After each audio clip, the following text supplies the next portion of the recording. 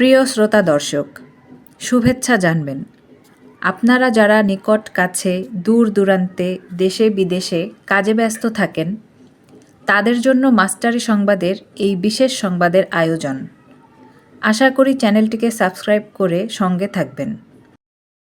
শুভ সন্ধ্যা প্রিয় শ্রোতা দর্শক, জানাচ্ছি আজ 19 নভেম্বর মঙ্গলবারের বিশেষ বিশেষ সংবাদের শিরোনাম এবং সংবাদ। 3 দিনের মধ্যে ঢাকায় ব্যাটারি চালিত রিক্সা বন্ধের নির্দেশ। আগামী 3 দিনের মধ্যে ঢাকা মহানগর এলাকায় ব্যাটারি চালিত রিক্সা চলাচল বন্ধের নির্দেশ দিয়েছেন হাইকোর্ট। আজ মঙ্গলবার বিচারপতি ফাতেমা নজিব ও বিচারপতি মাহমুদুর রাজীব সমন্বয়ে গঠিত হাইকোর্ট বেঞ্চ এই আদেশ দেন। একই সঙ্গে ব্যাটারি চালিত রিক্সা বন্ধে বিবাদীদের নিষ্ক্রিয়তা কেন বেআইনি ঘোষণা করা হবে না তা জানতে চেয়ে রুল জারি করেছেন আদালত। আদালতে রিটের পক্ষে শুনানি করেন সঞ্জিদ সিদ্দিকী ও তাহসিনা মৃদু। ঢাকার 2 সিটি কর্পোরেশনের তথ্য অনুযায়ী সব মিলিয়ে বর্তমানে প্রায় 12 লাখ রিক্সা চলাচল করছে রাজধানীতে, যার বড় একটি অংশ ব্যাটারি চালিত।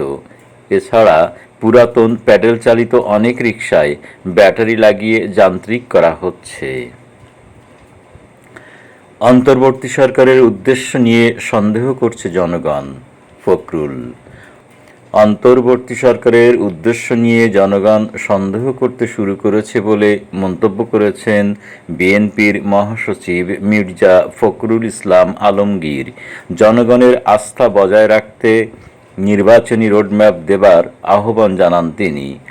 আজ মঙ্গলবার জাতীয় প্রেস ক্লাবে বাংলাদেশ সম্মিলিত পেশাজীবী পরিষদের উদ্যোগে জাতীয় বিপ্লব ও সংহতি দিবস উপলক্ষে এক আলোচনা সভায় তিনি কথা বলেন। বেপরোয়া বক্তব্য দিয়ে জনগণকে বিভ্রান্ত না করতে সরকারের উপদেষ্টাদের প্রতি আহ্বান জানান বিএনপির মহাসচিব। তিনি বলেন, দেশ চালানোর দায়িত্ব শেষ পর্যন্ত আপনার, অর্থাৎ উপদেষ্টাদের নয়। দ্রুত নির্বাচন আয়োজন করুন এবং রাজনীতিবিদদের এই কাজ করতে দিন। প্রয়োজনে দ্বিতীয় অভ্যুত্থান হবে, সার্জিস। বৈষম্যবিরোধী ছাত্র আন্দোলনের সমন্বয়ক সার্জিস আলম বলেছেন, গণহত্যার বিচারের পূর্বে আওয়ামী লীগকে কোনো নির্বাচনে অংশগ্রহণ করতে দিব না, প্রয়োজনে দ্বিতীয় অভ্যুত্থান হবে। মঙ্গলবার 19 নভেম্বর দুপুরে সামাজিক যোগাযোগ মাধ্যম ফেসবুকে দেয়া এক পোস্টে এসব কথা বলেন তিনি। এদিকে বৈষম্যবিরোধী ছাত্র আন্দোলনের আহ্বায়ক হাসনাত আবদুল্লাহ ফেসবুকের এক পোস্টে বলেছেন, ছেলেদের রক্তের উপর পা রেখে দিল্লিকে কিবলা বানিয়ে ক্ষমতার মসনদে যাবার আকাঙ্ক্ষা জনগণের মুক্তির নিয়তের সঙ্গে বিশ্বাসঘাতকতা। আওয়ামী পুনর্বাসনের জন্য যারা উদ্যোগ নেবে তাদেরকে ইতিহাস গণশত্রু হিসেবে চিহ্নিত করবে। ওই ফেসবুক পোস্টে হাসনাত আবদুল্লাহ আরও লিখেছেন, জুলাই অভ্যুত্থানের স্পিরিটকে যারা ধারণ করে, যারা গণমানুষের আশা আকাঙ্ক্ষার প্রতিফলন ঘটাতে চায়, তারা 24 পরবর্তী বাংলাদেশে আওয়ামী লীগের বিচার নিশ্চিত করার দাবি ছাড়া আওয়ামী লীগ নিয়ে রাজনৈতিক অঙ্গনে আর কোনো দ্বিতীয় বক্তব্য দিতে পারে না। বাবা হারালেন রাইমা সেন, রিয়া সেন। বাবা হারালেন ভারতীয় অভিনেত্রী রিয়া সেন ও রাইমা সেন। বর্ষিয়ান অভিনেত্রী ও রিয়া রাইমার মা মুনমুন সেনের স্বামী ভরত দেববর্মা মারা গেছেন। 46 বছরের দাম্পত্য জীবনের ইতি ঘটিয়ে না ফেরার দেশে পাড়ি জমিয়েছেন ভরত বর্মা। মঙ্গলবার সকালে দক্ষিণ কলকাতার নিজের বাড়িতেই হৃদরোগে আক্রান্ত হয়ে প্রয়াত হন তিনি।